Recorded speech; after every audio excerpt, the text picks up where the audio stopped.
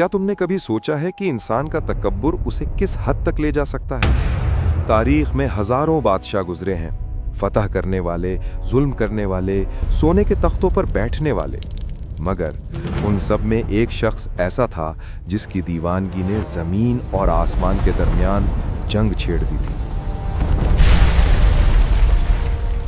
वो पहला शख्स था जिसने अपने सर पर ताज रखा।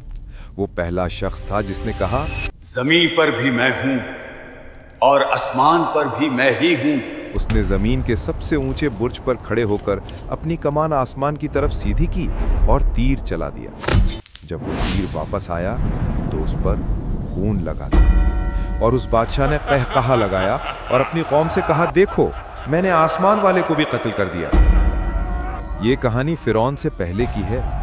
ये कहानी है बाबिल के उस जब्बार की जिसका नाम सुनकर आज भी इबरत का एहसास होता है। ये कहानी है नमरूद की। नूह अलैहिस्सलाम के तूफान के बाद जब जमीन दोबारा आबाद हुई तो बाबल वो पहला शहर था जो दुनिया का मरकज बना। अल्लाह ने उस कौम को बेपनाह ताकत दी थी। उनके जिस्म मजबूत थे, उनके जहन तेज थे और उनकी इमारतें बादलों से बातें करती थीं। इस सल्तनत का मालिक नमरूद बिन कनान था।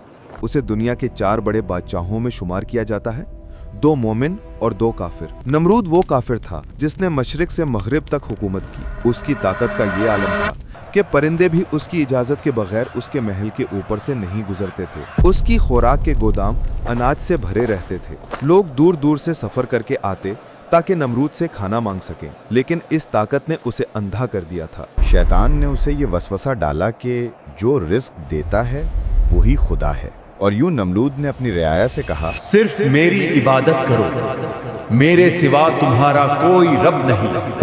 लोग भूख के डर से और उसकी हैबत के खौफ से उसके सामने सजदा करते। बाबुल की गलियों में नमरूद के बुत लगाए गए। हर तरफ शिर्क का घुप अंधेरा छा गया। ऐसा लगता था कि अब इस जमीन पर हक की रोशनी कभी वापस नहीं आएगी। मगर हर जब्बार के जवाल की शुरुआत एक खौफ से होती है। एक रात नमरूद ने ख्वाब देखा। उसने देखा कि आसमान से एक सितारा निकला है जिसकी रोशनी ने सूरज और चांद दोनों को बेनूर कर दिया है। वो घबरा कर उठा। नजूमियों को बुलाया गया।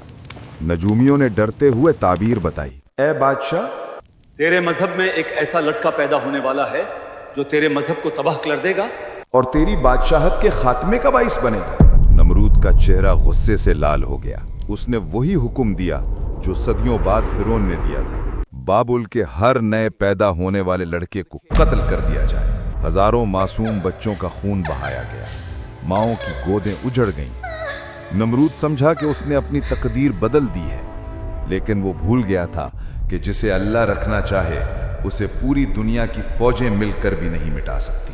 उसी साल उसी शहर में आजर के घर में एक बच्चा पैदा हुआ। माँ ने खौफ से बच्चे को शहर से बाहर एक गार में छुपा दिया।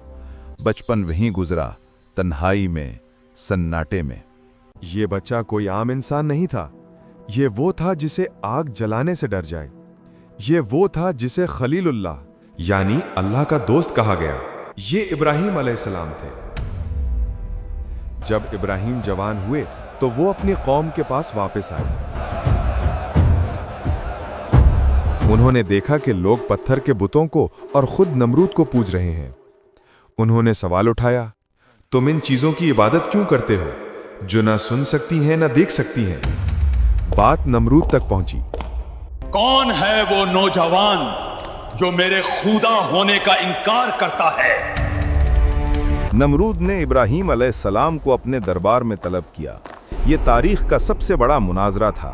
एक तरफ वक्त का सबसे ताकतवर बादशाह और दूसरी तरफ एक अकेला नौजवान। नमरूद ने तकब्बुर से पूछा, ए इब्राहिम, अगर मैं खुदा नहीं हूं तो कौन है तेरा रब? किसके दम से तू मुझे ललकारता है? इब्राहिम अलैहिस्सलाम ने पुरसुकून अंदाज में जवाब दिया, मेरा रब वो है जो जिंदगी देता है और मौत देता है। नमरूद ने कहकहा लगाया।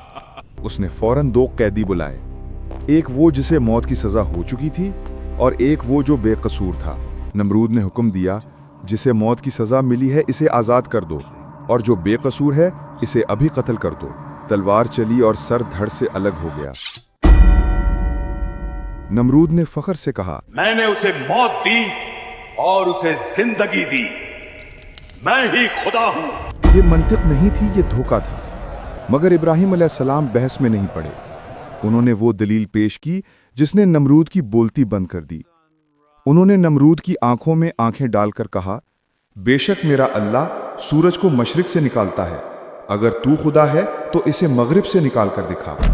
दरबार में सन्नाटा छा गया।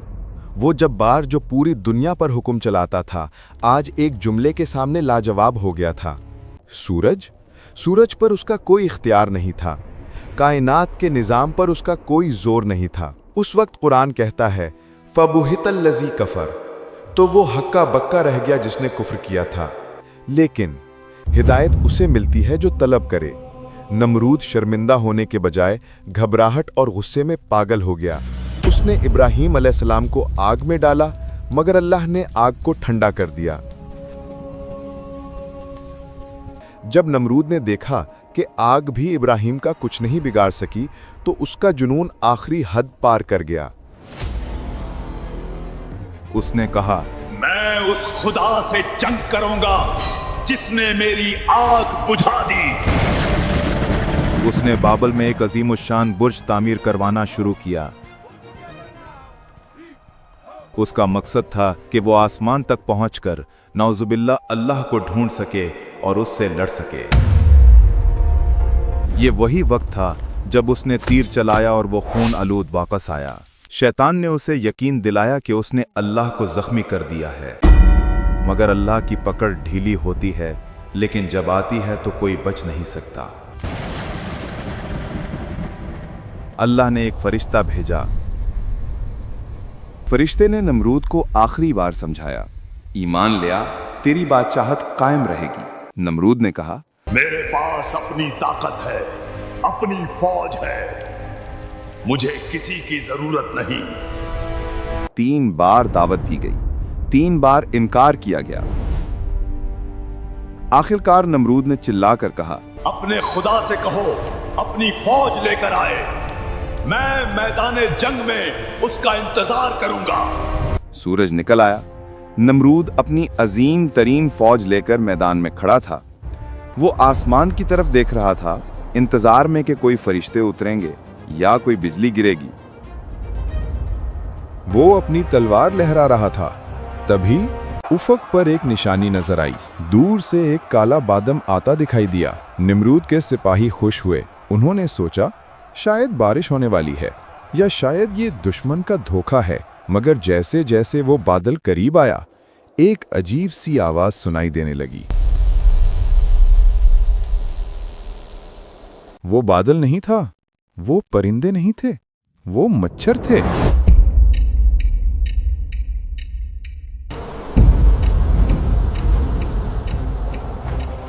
अल्लाह ने कोई फरिश्ता नहीं भेजा, कोई तूफान नहीं भेजा, कोई शेर या हाथी नहीं भेजा।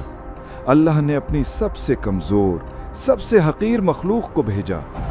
मच्छरों की तादाद इतनी थी कि सूरज की रोशनी खत्म हो गई। इन मच्छरों को अल्लाह ने खास हुक्म दिया था, इनका खून पी जाओ और गोश्त खा जाओ। एक लम्हे में वो अजीम फौज जो दुनिया फतह करने निकली थी, बेबसी की तस्वीर बन गई। मच्छर उनकी नाकों में, कानों में घुस गए।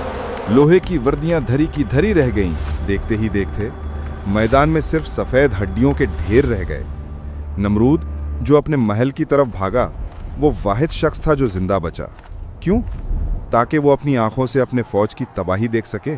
नहीं, बल्कि इसलिए कि अल्लाह ने उसके लिए एक अलग और भी दर्दनाक अंजाम लिखा था। सारी फौज खत्म हो गई, मगर एक मच्छर, एक लंगड़ा मच्छर जिसका एक पर टूटा हुआ था, वो नमरूद के पीछे आया। अल्लाह ने उस मच्छर को हुक्म दिया। वो मच्छर नमरूद की नाक में घुसा और वहां से होता हुआ सीधा उसके दिमाग में जा बैठा। और फिर शुरू हुआ वो अजाब जिसके सामने मौत एक तोहफा लगती। वो मच्छर जब दिमाग में पर फड़फड़ाता या काटता तो नमरूद दर्द से पागल हो जाता। उसे ऐसा लगता जैसे हजारों हथौड़े उसके सर पर बरसाए जा रहे हैं। वो शख्स जो कहता था मैं खुदा हूं, अब वो अपने अदना गुलामों के आगे गिड़गड़ाता था। उसे सुकून सिर्फ तब मिलता जब उसके सर पर जोर से जूते मारे जाते। जब जूता पड़ता, मच्छर डर कर रुक जाता और नमरूद को चैन आता। सोचो, जरा तसव्वुर करो। बाबिल का वो अजीम बादशाह जिसके सामने दुनिया सजदा करती थी, अब वो दरबार लगाता है तो इसलिए नहीं कि लोग उसकी तारीफ करें, बल्कि इसलिए कि लोग आएं और उसके सर पर जूते मारें। जितनी जोर से जूता पड़ता, नमरूद उतनी ही दुआ देता। तारीख लिखती है कि नमरूद ने 400 साल तक तकब्बुर की हुकूमत की थी, इसलिए अल्लाह ने उसे 400 साल तक इस अजाब में मुब्तला रखा। 400 साल तक वो जूतियां खाता रहा, यहाँ तक कि उसका सर जख्मों से चूर हो गया और वो पागल होकर मर गया। नमरूद चला गया, उसकी सल्तनत मट्टी में मिल गई, उसके महल खंडरात बन गए। लेकिन उसका किस्सा आज भी जिंदा है, एक इबरत के तौर पर, हमें ये याद दिलाने के लिए कि इंसान चाहे कितना ही ताकतवर क्यों ना हो जाए, चाहे वो चांद पर पहुंच जाए या एटम बम बना ले, चाहे वो टेक्नोलॉजी के जरिए मौत और जिंदगी के फैसले करने लगे, लेकिन जब वो मैं के नशे में अल्लाह को ललकारता है तो अल्लाह उसे तबाह करने के लिए किसी दूसरी कायनात से फौज नहीं बुलाता। वो उसे एक मामूली से वायरस से, एक छोटे से कीड़े से या उसके अपने ही दिमाग की किसी रग से हरा देता है। ताकत सिर्फ अल्लाह की है, इज्जत सिर्फ अल्लाह की है और बादशाहत सिर्फ अल्लाह की है। जो झुक गया वो बच गया, जो अकड़ गया वो टूट गया। अगर इस वाक़े ने आपके दिल पर दस्तक दी है तो कमेंट में अल्लाह अकबर लिखें ताकि हम सब मिलकर गवाह बन सकें। इस वीडियो को शेयर करें क्योंकि हिदायत फैलाना भी सदका जारिया है। अगली वीडियो में किस नबी या किस कौम का अंजाम देखना चाहेंगे नीचे लिखकर जरूर बताएं।